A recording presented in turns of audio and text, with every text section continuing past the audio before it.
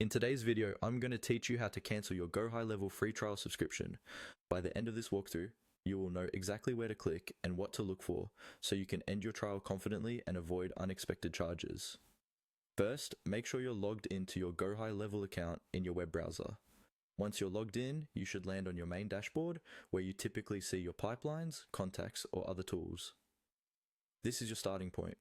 From the dashboard, look over to the left side of the screen for the main navigation menu.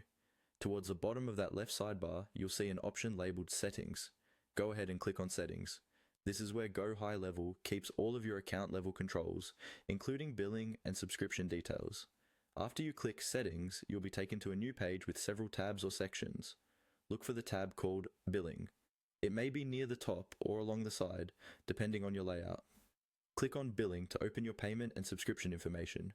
Give the page a moment to load, especially if your internet connection is a bit slow. On the billing page, scroll until you find a link or small text that says something like, "Want to modify / cancel your subscription?" This link is easy to overlook because it's usually smaller than the main buttons, so take your time and look carefully in the subscription section. Once you see it, click that link to open the cancellation options. A panel or new section will appear with a summary of your current plan. Here, you may see a Show More option if all the details are not visible right away. Click Show More to expand the menu and reveal additional actions related to your subscription.